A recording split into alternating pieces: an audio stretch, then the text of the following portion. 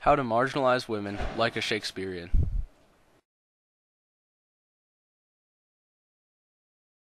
This is you. You are a happy guy, well off and in love. Then your dad dies, sending you into a 2-month mourning period, culminating in his ghost arriving to ask you to seek vengeance upon his killer, now the new king and your uncle. This is a turbulent time and you feel lost, possibly going insane. Good thing you have a girlfriend. Wait a minute, she's crazy too.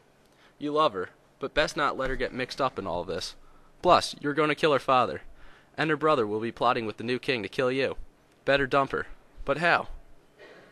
Well, as any good Shakespearean knows, a verbose use of dialogue is absolutely essential to the situation. Tell her your plans and hope she understands? That's not a good idea. As everyone knows, she will probably misunderstand because her mind works differently. Instead of listening to logic, she will attempt to describe how your lives together will be much better than any silly bit of revenge your deceased father has cooked up in the underworld. To avoid this, it is always best to profess that you have never loved her. Then, to seal the deal, suggest that she should see someone else. Always remember, however, that plain English is not the answer. She will be much more receptive of something composed in iambic pentameter, or maybe a sentence with all the verbs and nouns jumbled up. Here is an example. I loved you not. Get thee to a nunnery. Why wilt thou be a breeder of sinners? She takes this type of thing much better. You should try something like what was just said and avoid all confusion on her part. Suppose, however, that you are a little slow to the mental draw. Instead of enacting revenge, you must know if your father's ghost was accurate and that your uncle really is the killer. How do you decide to do this? Easy. Write a play. Wait a minute. You can't go to a play by yourself. It is on Prince. You need a date. But you don't want to start up any new relationships. When a girl realizes that you have money, she just won't let go. Maybe you can go with the girl you just got rid of. As friends, of course. Just to make sure you stay friends and she doesn't try to reattach herself, follow these rules. 1. Use puns. Girls hate witty plays on words. It makes her think, which a Shakespearean knows is never a good thing. 2. Use sexual innuendo. Dirty talk is always fun, but girls hate it in public. Her father is also present, and if he doesn't like you, one more thing is going to keep her from clinging. Imply promiscuity. For guys, having tons of partners is fine, even cool, but for girls it is the opposite. Also, because her dad is present, you need him to put an end to her gallivanting for you. Here is an example.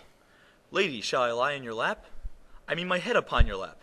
Do you think I meant contrary matters? When she doesn't understand, you can use this as an opportunity to criticize her intelligence while still utilizing sexual innuendos. That's a fair thought, to lie between maidens' legs. Now that you have your girl back for one night and one night only, you can sit back and make sure that your plans work out accordingly. Your uncle does seem to be guilty, but you begin suspecting your mother in the plot as well. Go ahead. By all means, criticize her. You might want to imply something by asking a question like this. Madam, how like you this play? Beware inconsistencies in her response, and be ready to respond, although it is likely she won't understand. Oh, but she'll keep her word.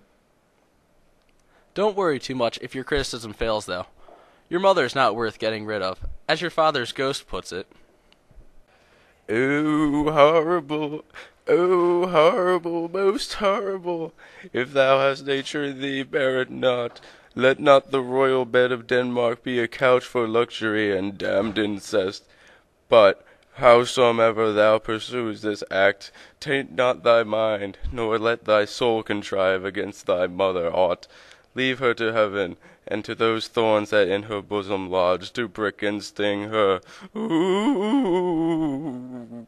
That's right. She'll get her comeuppance. Which brings us to our next point. Marginalizing when women aren't present. This can be a great tool for parties, and when you're just hanging out with the guys. Careful now, though. Someone might take your words out of context, and the ladies might hear about your rantings. Best to keep it inconspicuous and discreet. Here is an example. Frailty, thy name is woman. To do this, you need several things. First, it is important to have that big vocabulary at the ready.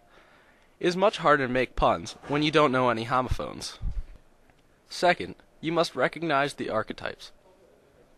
There are a vast number of archetypes in the modern day, and those that have existed since Elizabethan times. You might like the Get back in the kitchen motif. Women can't drive motif. Too emotional motif. Or you can just call her easy. Shakespeare excelled at the latter.